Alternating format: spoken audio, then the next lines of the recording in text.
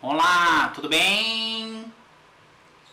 Bom, hoje eu vou explicar como que se dá o evento da aurora boreal, né? A aurora boreal é aquele fenômeno que acontece nos céus de algumas regiões, um efeito luminoso, verde, azul, avermelhado, e é um dos fenômenos mais bonitos que a gente tem aqui no planeta Terra.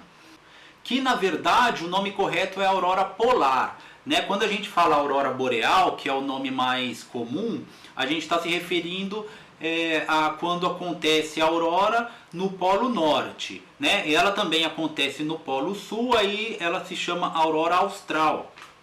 E ela geralmente acontece nos polos, né? E aí a gente vai entender o porquê disso. Hoje está meio chovendo, se der algum estrondo aí são os raios. E para entender a aurora boreal, que é um fenômeno...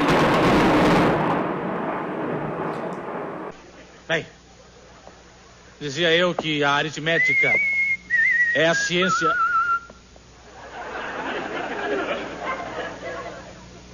Dizia eu que a aritmética é...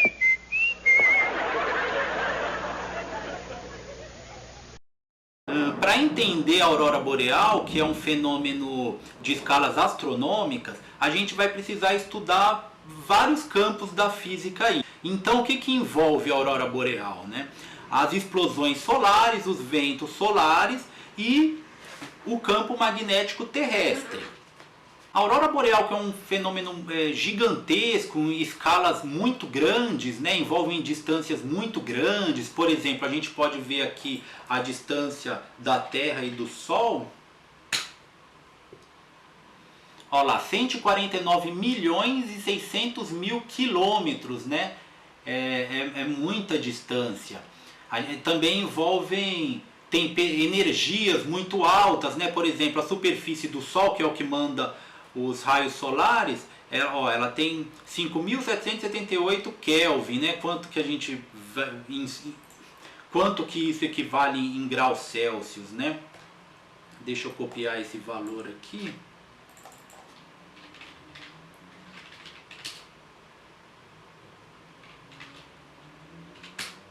Transformar Celsius em Kelvin, né? Então vamos colocar aqui.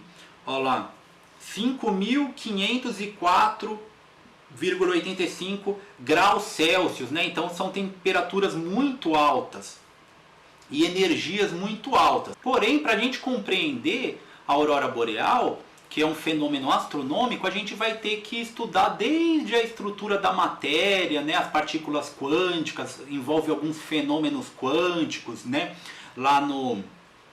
Tanto no campo magnético, né? Como que se gera um campo magnético, por que a Terra tem um campo magnético, até as próprias explosões solares, que envolvem a estrutura da matéria, envolve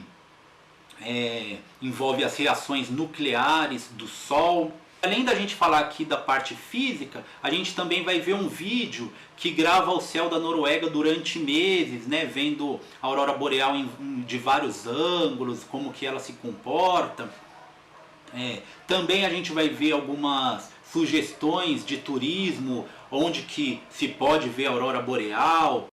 A aurora boreal acontece porque os raios solares são desviados pelo campo magnético terrestre. Então, primeiro, o que é um campo magnético e por que a Terra tem um campo magnético? Então, a Terra se comporta como um ímã, né? Como se ela tivesse um ímã lá dentro dela. E tem um campo magnético gigantesco, como a gente pode ver aí. Na verdade, a gente costuma ver o campo magnético em duas dimensões, né, dessa maneira. Porém, é mais real dessa maneira, né? Na verdade, o campo magnético ele é em 3 dimensões. E aí a gente vai ver aqui esse círculo, que é aqui o lugar onde que mais ocorrem as auroras boreais. E é exatamente por esse formato aqui do campo magnético, tanto aqui no norte quanto no sul. Né? Aqui a gente pode ver ela acontecendo ali exatamente naquela região. Os ímãs, eles possuem um campo magnético lá nessa região ao redor deles. Né? Então o que seria o campo magnético? O campo magnético é uma modificação no espaço onde nessa região existe um campo de força, né? De força magnética. Ou seja, essa região ela tem uma força que se você colocar lá um outro ímã ou colocar um elétron, ele vai sentir essa força.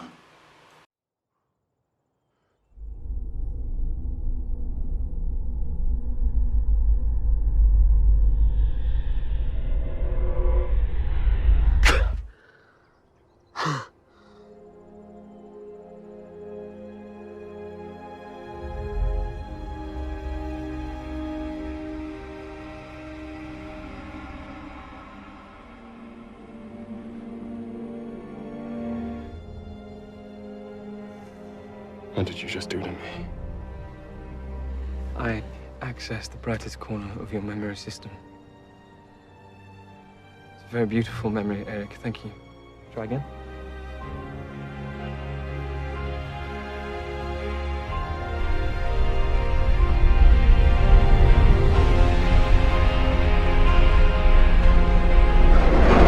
Reach down. Feel the metal in the ground. Reach as deep as you can. You'll find you have the power to move the very earth itself.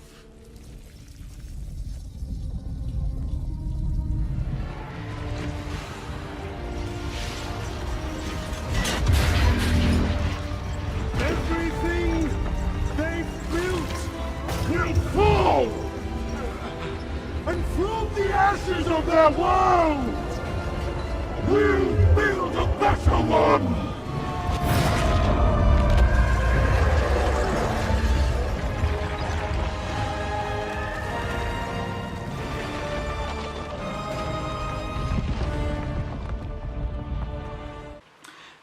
A gente tem também o campo gravitacional, né? O que é o campo gravitacional? É uma região, vamos pegar o campo gravitacional da Terra, não é só a Terra que tem gravidade, né? Todos os corpos têm gravidade, é isso que diz a lei da gravitação universal de Newton. Qualquer corpo possui gravidade. Então, por exemplo, essa caneta aqui e essa garrafa de água, eles têm gravidade, uma está puxando a outra.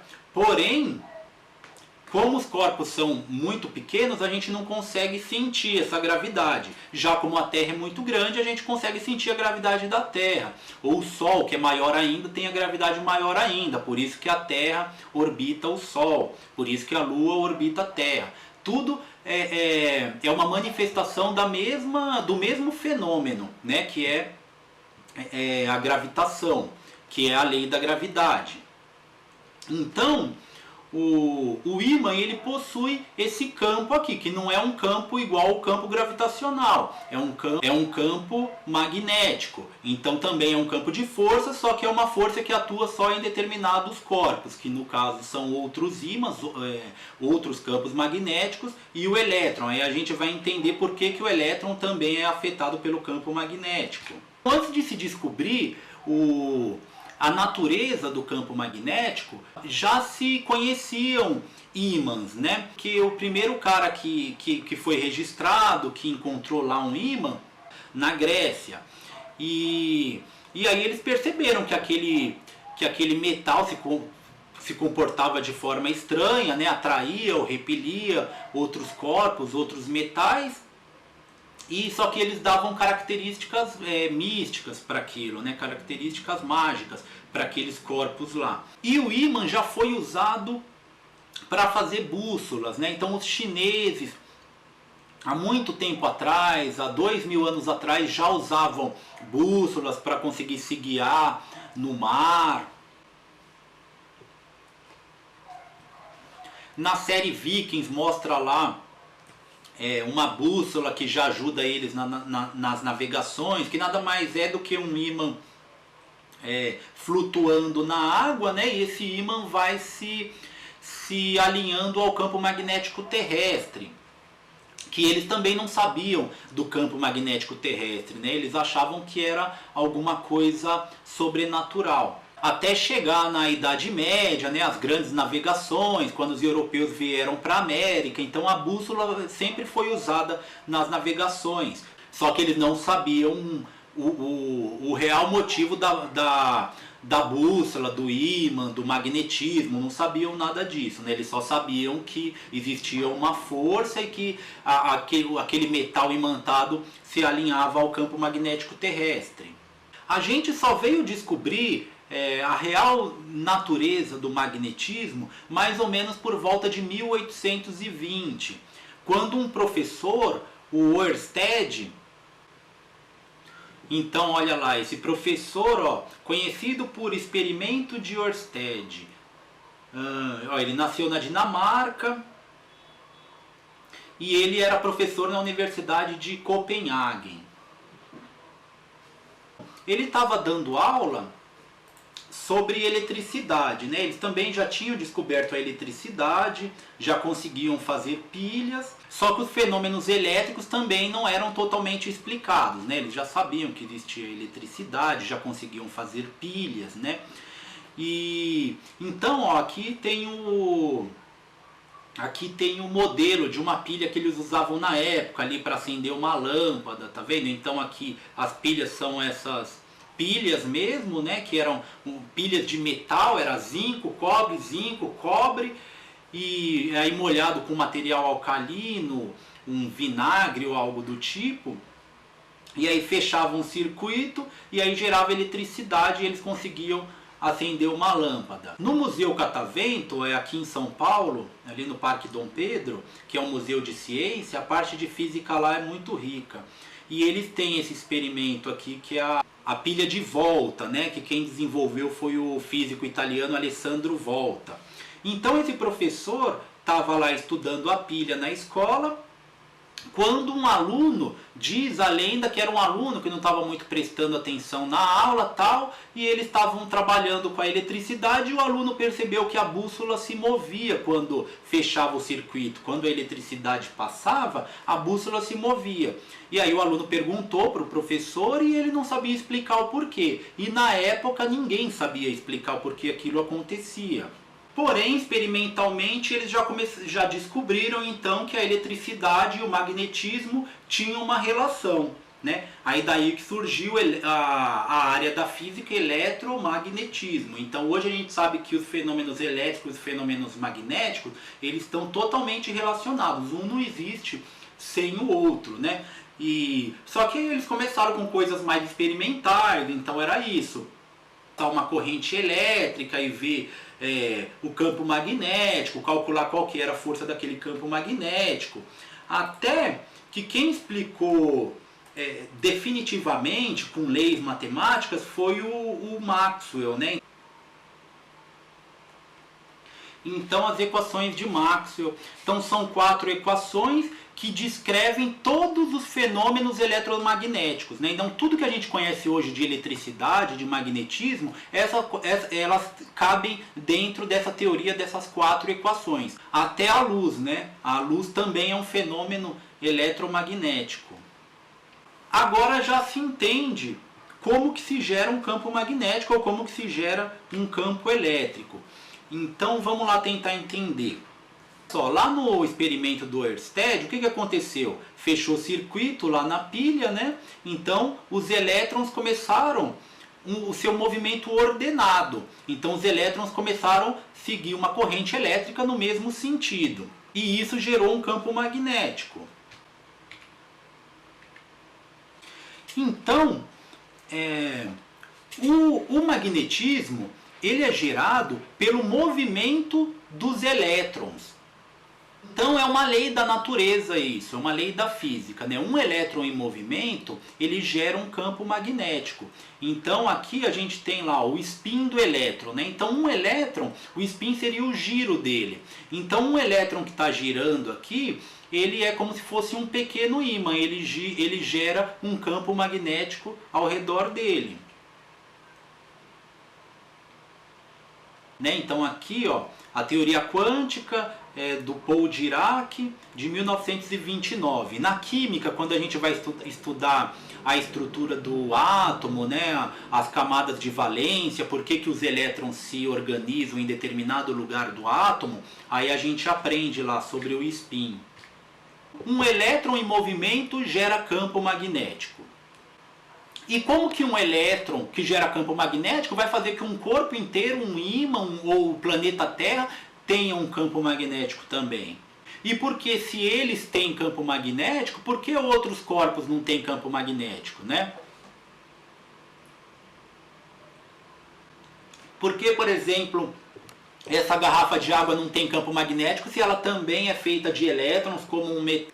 A diferença é a seguinte: como cada elétron tem um campo magnético e isso varia de acordo com o movimento dele, um corpo imantado ele tem elétrons ordenados, ou seja, todos os elétrons estão ou com o spin no mesmo sentido ou eles estão se deslocando no mesmo sentido, no caso de uma corrente.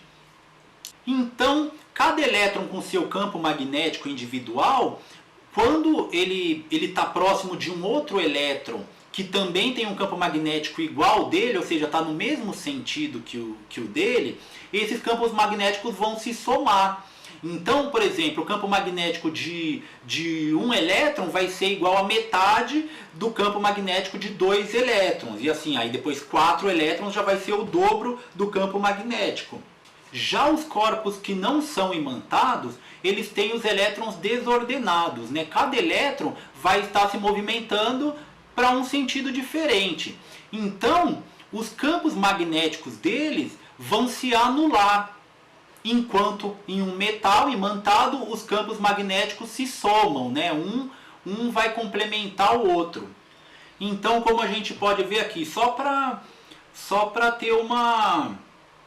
É só um exemplo, uma alusão, assim, não é dessa maneira mesmo. Mas, por exemplo, aqui, né, ó, cada elétron está para um sentido. Então, o campo magnético desse daqui não vai ter nada a ver com o campo magnético desse. Então, se o campo magnético tiver para um sentido, esse para o outro, eles vão se anular. Então, o corpo como um todo não vai ter campo magnético. Já nesse daqui, os campos magnéticos estão todos bonitinhos lá, no mesmo sentido. Então, o corpo inteiro vai ter campo magnético. E o contrário também é verdadeiro. Como um elétron em movimento gera campo magnético, então a variação do campo magnético também gera elétrons em movimento. E é isso que a gente faz para gerar eletricidade. Por exemplo, uma usina hidrelétrica, que é o que geralmente a gente usa aqui em São Paulo, aqui no Brasil, para gerar eletricidade, né? Como que ela funciona? Ela tem energia potencial gravitacional, né?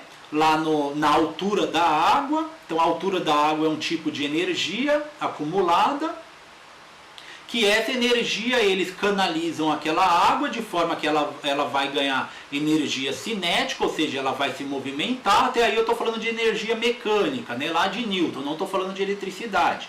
Porém, conforme a água tem a sua energia cinética, tem o seu movimento, ela vai girar as turbinas. Então tá vendo aqui, a água vai bater nas turbinas lá e vai girar as turbinas. Aí sim, esse movimento das turbinas, que são acopladas a ímãs, vai girar os ímãs, que vai variar o campo magnético. Então o ímã tem lá o campo magnético, você vai girar ele e ele vai variar aquele campo magnético. Está representado aqui, né? E a variação do campo magnético vai gerar a variação dos elétrons, o movimento dos elétrons. Então aí os elétrons vão se movimentar. O que é elétron em movimento ordenado? É uma corrente elétrica, que é o que a gente usa normalmente aqui para tudo. A luz, o meu computador, tudo está usando esses elétrons em movimentos ordenados, né? E aí está representado aqui a corrente elétrica que as torres vão distribuir. Porém, se aqui então é o polo norte e aqui é o polo sul, por que a gente não consegue ter um ímã? Se eu quebrar um ímã no meio, por que eu não posso ter só o polo norte ou só o polo sul? Que é o que chamamos de monopolo magnético, né? Por que não existe o monopolo magnético? É exatamente porque o magnetismo começa lá no elétron. Então, por exemplo, aqui tem um ímã. Se eu quebro ela no meio, eu não vou ter um ímã sul e um ímã norte. Eu vou ter dois ímãs com a intensidade do magnetismo pela metade, porém os dois vão ter norte e sul de novo, norte e sul de novo. Vai se eu quebrar de novo, norte e sul, norte e sul, norte e sul, norte e sul. Então sempre vai ser assim. Por quê? Porque se eu for quebrando, eu vou chegar lá no menor ímã de todos, que é o próprio elétron, né? Aí a gente já não vai conseguir quebrar o elétron. Então o próprio elétron ele tem o norte e sul. E aí é a soma deles que vai fazendo o ímã, né? Vai fazer o campo magnético de todo o corpo. Então aqui tem um monte de elétrons com seu norte e sul, eles vão se somando e formam o norte e sul maior. Bom, e o que isso tem a ver com a aurora boreal, né? Como eu falei, a aurora boreal ela está ligada com o campo magnético terrestre. E isso tem a ver com o núcleo da Terra, que gera esse campo magnético. Vamos pesquisar no Google o que é o núcleo terrestre da Terra.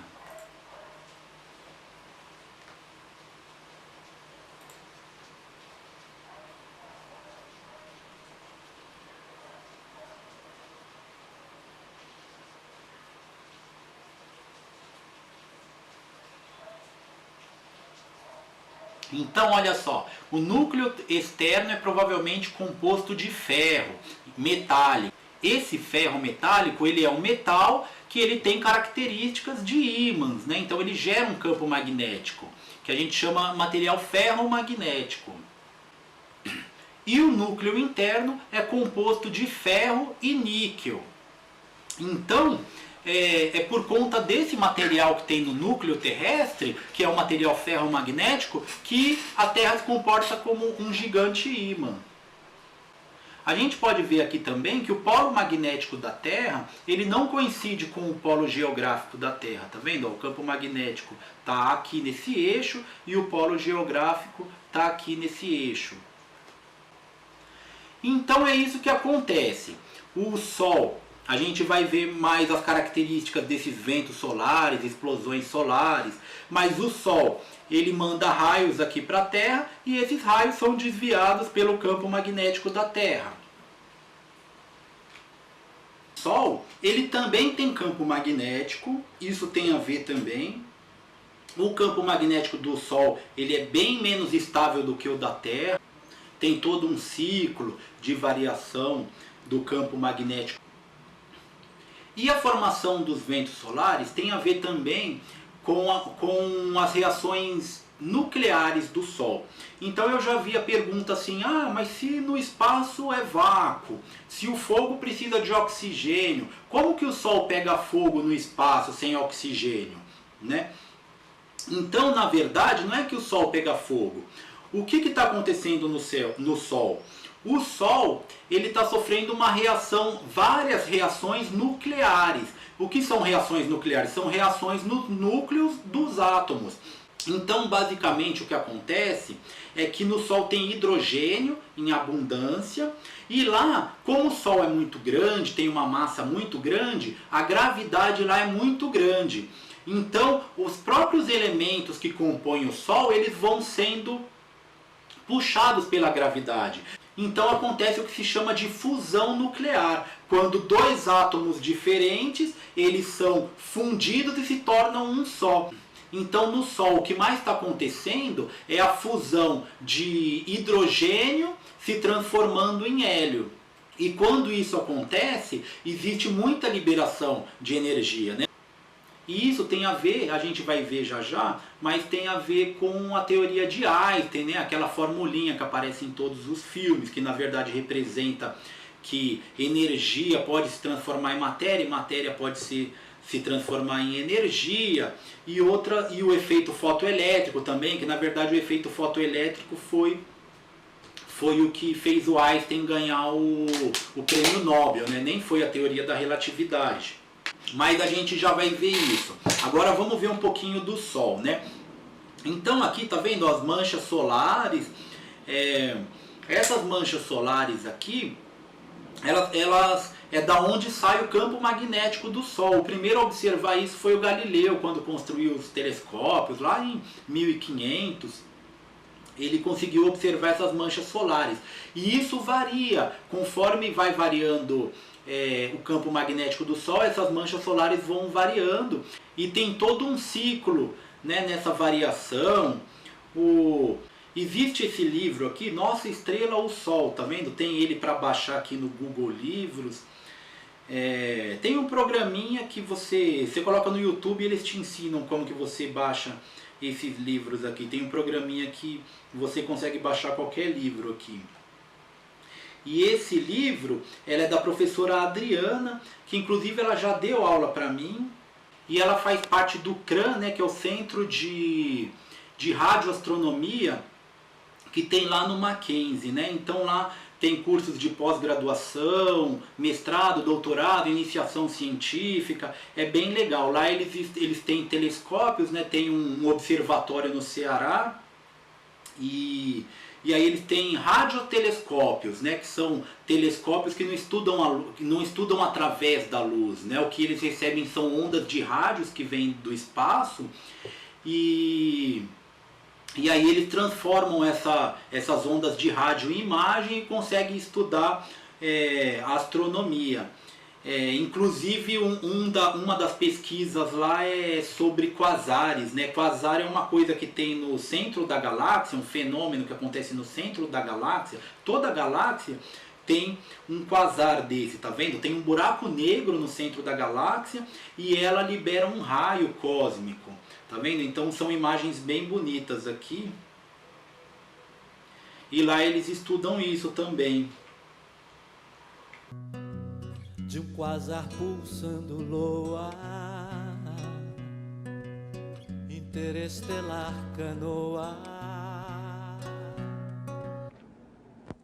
Não, você é burro, cara, que loucura. Como você é burro. Que coisa absurda. Isso aí que você disse é tudo burrice. Burrice. Eu não consigo gravar muito bem o que você falou, porque você fala de uma maneira burra. Entendeu?